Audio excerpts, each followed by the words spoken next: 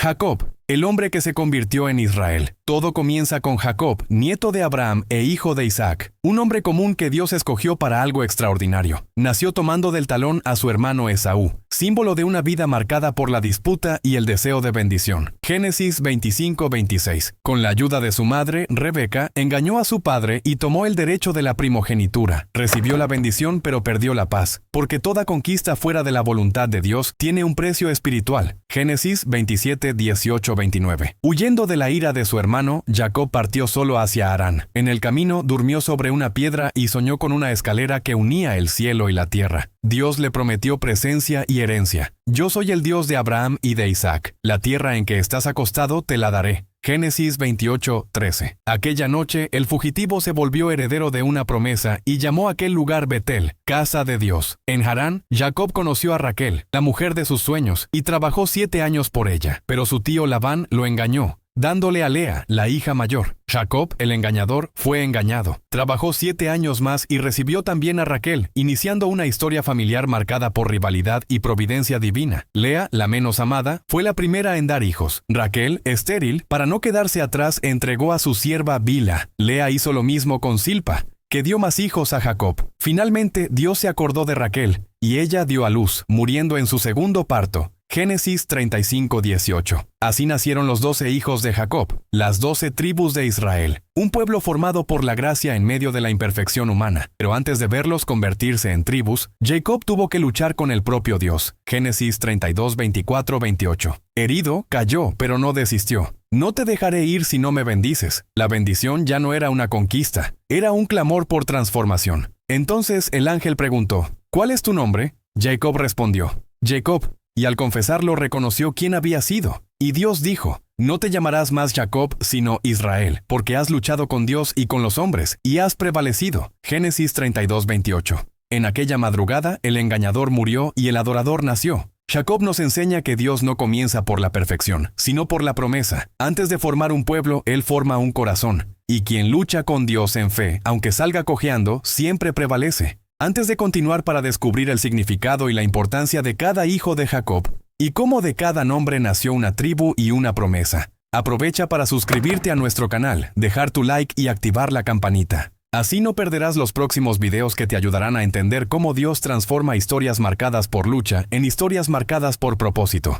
Rubén, el primogénito que perdió la primogenitura. Rubén fue el primer hijo de Jacob, nacido de Lea, la esposa menos amada. Su nombre expresaba el clamor de una mujer herida. Rubén, miren, un hijo. Génesis 29:32. Como primogénito, Rubén tenía 3 grandes privilegios: la doble herencia, el liderazgo de la familia y el derecho espiritual de la promesa. Pero estas bendiciones no se sostienen por posición, sino por carácter y obediencia. En un momento de debilidad, Rubén profanó el lecho de su padre al acostarse con Bila, sierva de Raquel. Génesis 35:22. Fue un acto de impulsividad y orgullo, una elección que lo alejó del propósito. Jacob guardó silencio durante años, hasta el día de la bendición final. Rubén, tú eres mi primogénito, mi fuerza y el principio de mi vigor, el más excelente en dignidad y el más excelente en poder, impulsivo como las aguas. No serás el más excelente, porque subiste al lecho de tu padre y lo profanaste. Génesis 49:3-4. Su impulsividad le costó el destino. El liderazgo pasó a Judá, la doble porción a José y el sacerdocio a Leví. Dios mostraba que las posiciones se heredan, pero los propósitos se sostienen. Sin embargo, su historia no termina en vergüenza. Cuando los hermanos planearon matar a José, Rubén fue el único que intentó salvarlo. No derramen sangre, arrójenlo en esta cisterna. Génesis 37:21-22. Pero cuando volvió, José ya había sido vendido, y Rubén lloró amargamente. La promesa pasó por él, pero no se detuvo en él. La tribu de Rubén recibió tierras fértiles más allá del Jordán, pero lejos del centro de adoración, reflejo de su distancia espiritual. Con el tiempo perdió influencia, casi desapareciendo de la historia. Aún así, Dios no borró su nombre. Rubén permanece entre las tribus selladas en Apocalipsis, prueba de que la gracia restaura lo que el pecado destruyó. Rubén nos enseña que ser el primero no es lo mismo que estar preparado,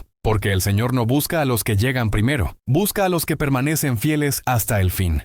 Simeón y Leví, la furia que se transformó en sacerdocio. Simeón y Leví, hijos de Lea, eran hermanos en sangre y en temperamento. Heredaron de su madre un celo intenso, pero sin dirección espiritual, que se convirtió en furia desmedida. Todo comenzó con Dina, su hermana, que fue violentada por Siquén, príncipe de la tierra. Génesis 34:1-2. Siquén intentó reparar su falta pidiéndola en matrimonio, pero el corazón de los hermanos ardía de ira. Con astucia, exigieron que todos los hombres de la ciudad fueran circuncidados, y mientras estaban heridos y debilitados, Simeón y Leví los mataron, destruyendo toda la ciudad. Jacob se horrorizó por la masacre. Me habéis turbado, haciéndome aborrecible a los habitantes del país. Génesis 34:30. Lo que comenzó como justicia se convirtió en venganza, y al bendecir a sus hijos, Jacob recordó el episodio con dolor. Simeón y Leví son hermanos, sus espadas son instrumentos de violencia. Los dividiré en Jacob y los esparciré en Israel. Génesis 49:5-7. La maldición estaba pronunciada. Serían dispersados sin territorio propio. Siglos después, en el desierto, el pueblo cayó en idolatría adorando al becerro de oro. Entonces Moisés clamó: «Quien esté por el Señor, venga a mí». Éxodo 32:26. Y fueron los hijos de Leví quienes se presentaron.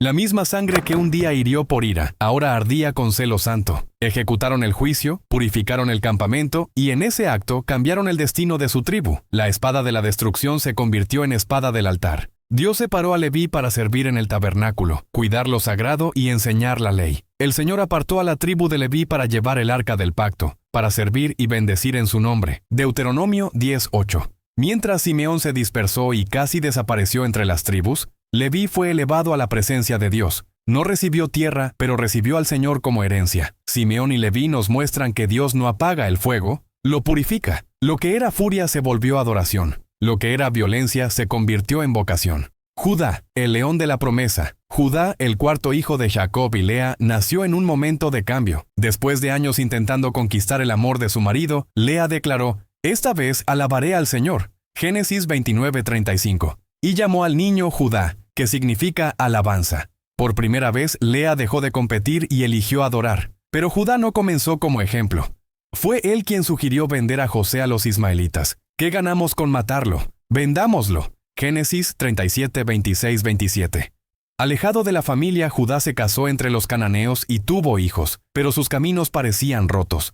Años después, cuando sus hermanos fueron a Egipto a buscar alimento, el pasado regresó. Sin reconocer a José, Judá se convirtió en intercesor por Benjamín. Cuando José amenazó con retener a Benjamín, Judá se ofreció en su lugar. Génesis 44:33. El que había propuesto vender al hermano ahora estaba dispuesto a morir por otro. Y en ese momento José lloró, dando inicio a la reconciliación. La culpa dio lugar a la gracia. En su lecho de muerte, Jacob profetizó: «El cetro no se apartará de Judá, ni el bastón de mando de entre sus pies, hasta que venga aquel a quien pertenece». Génesis 49:10. De Judá nacería David, y de David, Jesucristo, el león de la tribu de Judá. Apocalipsis 5:5. El que falló se convirtió en símbolo de redención. Judá representa el camino de la culpa a la gracia. Dios no escoge a los perfectos, purifica a los arrepentidos. Dan, la justicia que se corrompió. Dan nació de la sierva Bila. Cuando el niño nació, Raquel declaró: «Dios me ha hecho justicia y me ha escuchado». Génesis 30:6. Por eso lo llamó Dan, que significa juicio o justicia. En la bendición de Jacob, Dan es descrito como juez, pero también como serpiente. Dan juzgará a su pueblo. Será una víbora junto al camino. Génesis 49:16-17. Una profecía doble, promesa y advertencia. Sería instrumento de justicia, pero correría el riesgo de ser envenenado por su propio orgullo. Cuando Israel entró en la tierra prometida, Dan recibió una región cercana a los filisteos, difícil de conquistar. En lugar de luchar por lo que Dios les había dado, buscaron un camino más fácil. Encontraron una ciudad tranquila llamada Lais. La tomaron por la fuerza y la renombraron Dan. Jueces 18:7-10. En el proceso robaron el ídolo y el sacerdote de un hombre llamado Micaía e instalaron allí un centro de idolatría. Fue el primer caso de idolatría organizada en Israel. La tribu nacida con el nombre de Justicia se convirtió en símbolo de corrupción espiritual. El juez se volvió acusado. El discernimiento se transformó en desobediencia. La historia de Dan es un espejo del corazón humano. Nos muestra el peligro de cambiar la vocación por la conveniencia, de buscar atajos en lugar de la voluntad de Dios. Él nos enseña que no toda conquista es aprobación. Podemos tener éxito visible y estar lejos del altar. La idolatría comienza cuando el corazón se aleja de la herencia que el Señor nos dio. Naftalí, libertad y belleza en movimiento. Naftalí nació de la sierva Bila. Al dar a luz, Raquel declaró: con grandes luchas he luchado con mi hermana y he vencido. Génesis 38. Y llamó al niño Naftalí, que significa mi lucha. Cuando Jacob bendijo a Naftalí, lo describió poéticamente. Naftalí es una sierva suelta, pronuncia palabras hermosas. Génesis 49:21. La imagen es la de una sierva libre, veloz, ligera y graciosa, un retrato de movimiento y expresión. Jacob vio en él una tribu libre de cargas, capaz de correr en obediencia y proclamar palabras llenas de vida. Moisés reafirmó esta bendición. Naftalí está colmado de favor y lleno de la bendición del Señor. Poseerá el occidente y el sur. Deuteronomio 33:23.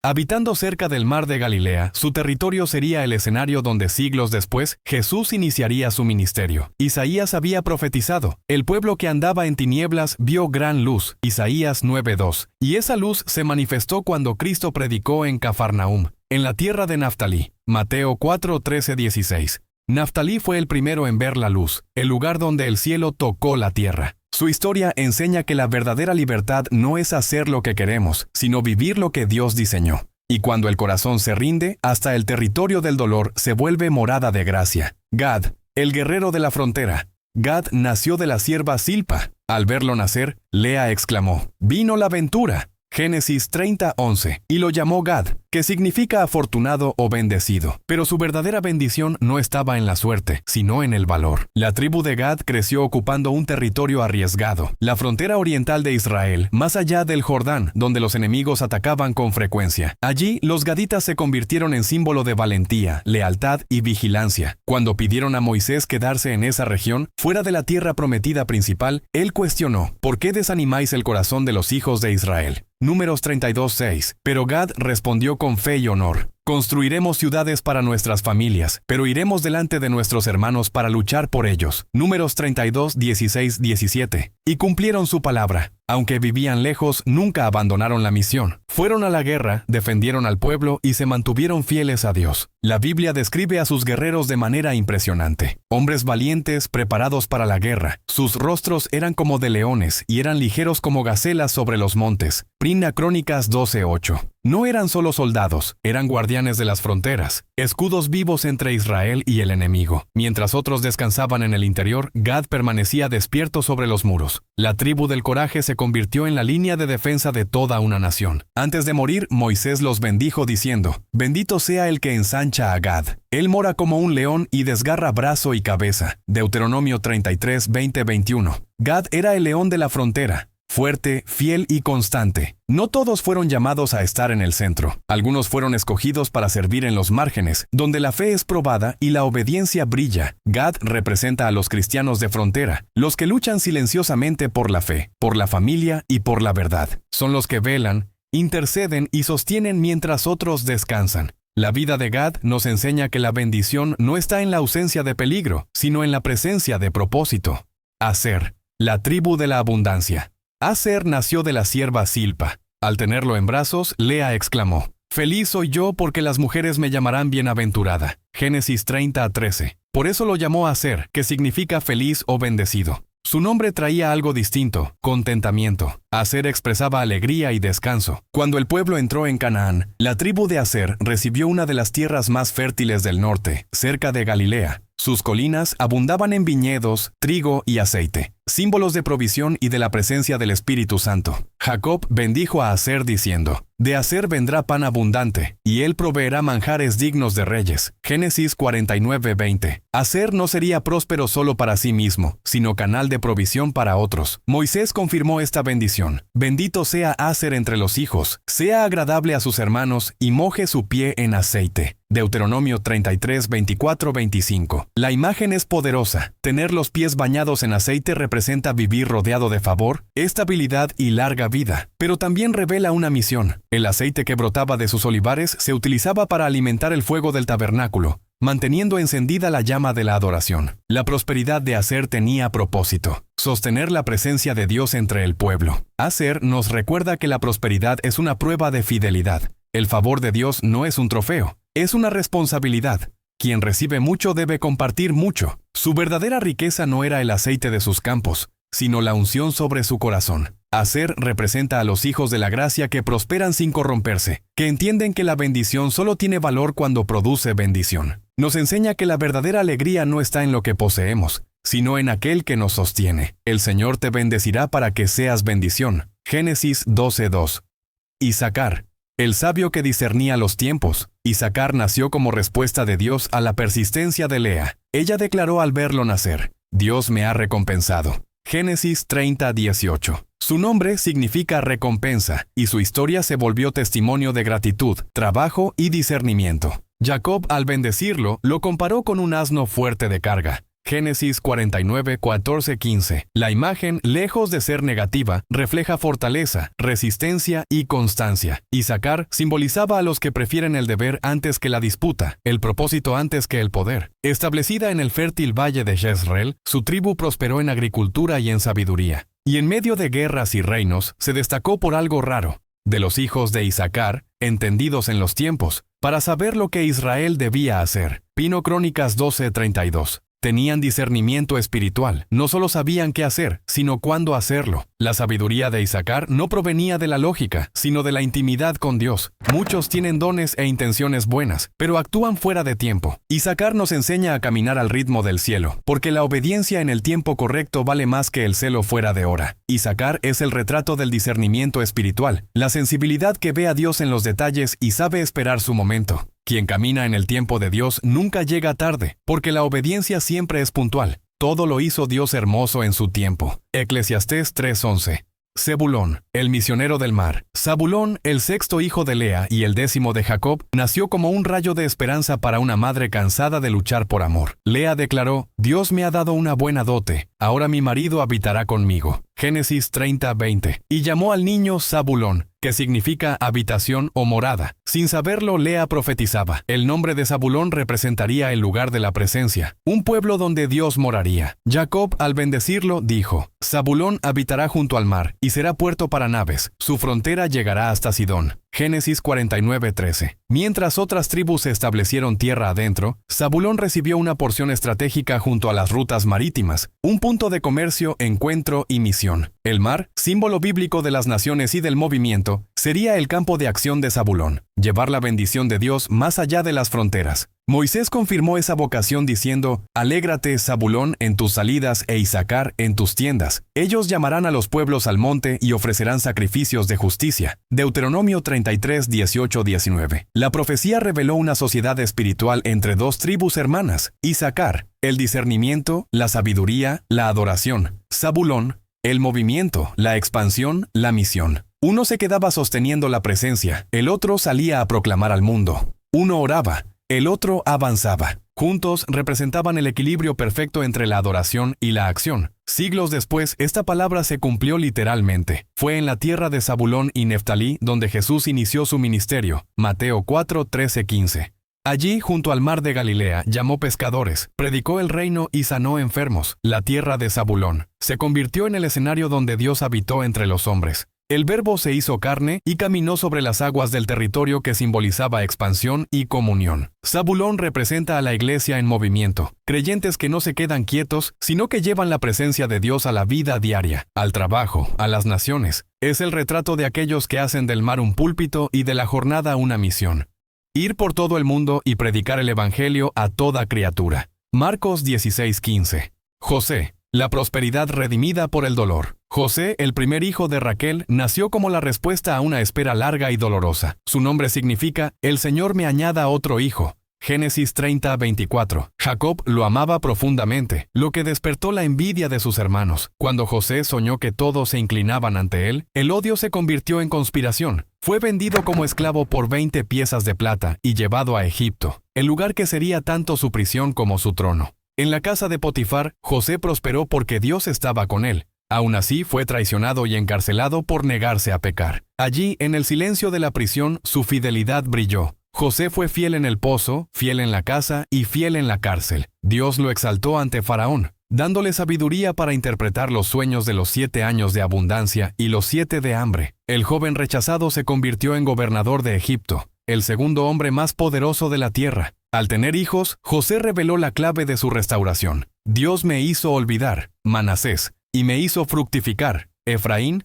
en la tierra de mi aflicción. Génesis 41, 51, 52. José enseñó que Dios sana antes de multiplicar. El olvido del dolor precede a la fruta del propósito. Cuando el hambre golpeó Canaán, sus hermanos fueron a Egipto buscando pan. Al inclinarse delante de él, cumplieron el sueño que antes lo había condenado. Ahora, con poder para vengarse, José eligió perdonar. Vosotros pensasteis mal contra mí, pero Dios lo encaminó a bien. Génesis 50, 20. Antes de morir, Jacob adoptó a los dos hijos de José, Efraín y Manasés, dándole a José la doble porción de la herencia. La bendición que parecía perdida se multiplicó. El olvidado por los hombres fue recordado por Dios. En la bendición de Moisés, José es exaltado como aquel cuya tierra sería regada por el cielo. Deuteronomio 33, 13. José es el retrato de la providencia divina. Dios transforma el dolor en destino, la prisión en plataforma y el sufrimiento en semilla de gobierno. La vida de José prueba que la fidelidad es el puente entre el pozo y el trono, y que cuando Dios está presente, hasta el desierto florece.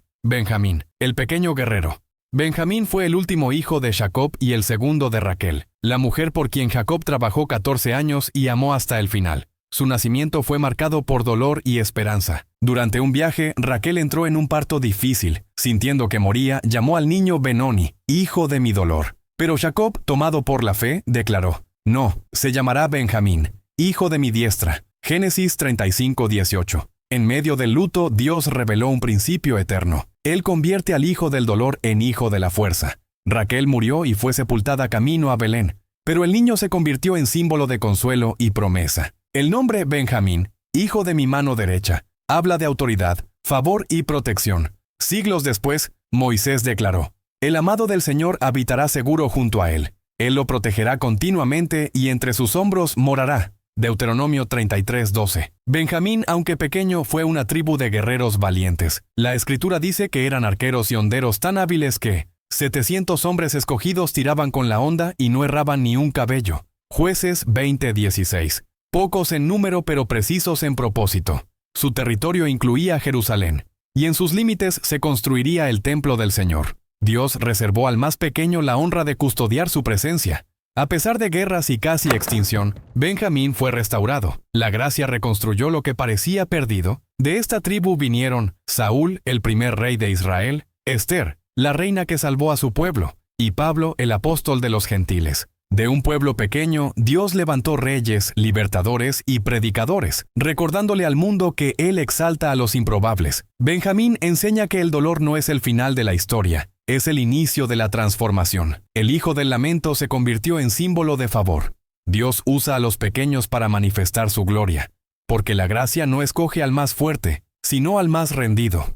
El último será primero. Mateo 20, 16. Las historias de los hijos de Jacob forman más que una genealogía, son un retrato del plan eterno de Dios. Cada nombre, cada bendición y cada prueba revelan su fidelidad al construir un pueblo portador de su promesa. De Jacob, el hombre que luchó con Dios y prevaleció, nació Israel, una nación destinada a ser testimonio de la alianza. De sus 12 tribus, Dios levantó los cimientos de una historia que atraviesa siglos y culmina en Cristo. Aunque algunas tribus se dispersaron, unas en idolatría y otras en fidelidad, Dios nunca perdió la cuenta de los nombres. El profeta Ezequiel vio 2 maderos, uno de Judá y otro de Efraín, y Dios dijo: únelos en tu mano y serán uno solo. Ezequiel 37, 17. Era el anuncio de la restauración. El pueblo dividido sería reunido bajo un solo rey, el hijo de David, el Mesías prometido. Cuando Jesús nació, vino de la tribu de Judá, pero cargó sobre sí el destino de todas las tribus. En su ministerio caminó por las tierras de Zabulón y Neftalí.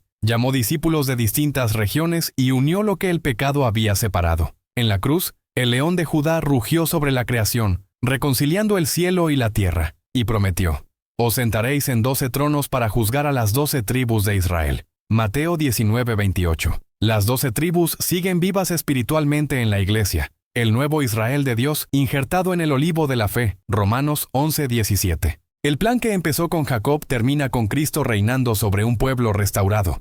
Porque el Dios que llamó a Israel por nombre sigue llamando hoy a cada uno de nosotros, formando en Cristo un solo cuerpo, una sola fe y un solo reino eterno. Recuerda, el mismo Dios que transformó la vida de Jacob y convirtió a sus hijos en las 12 tribus de Israel, hoy sigue formando un pueblo que lleva su nombre, personas comunes alcanzadas por un propósito eterno. Si este video te bendijo, deja tu like, suscríbete al canal y compártelo para que más personas conozcan el plan de Dios revelado en cada tribu, en cada nombre y en cada promesa. Comenta abajo qué tribu te impactó más y sigue atento a los próximos videos, donde profundizaremos aún más en las revelaciones ocultas en las Escrituras. Hasta la próxima.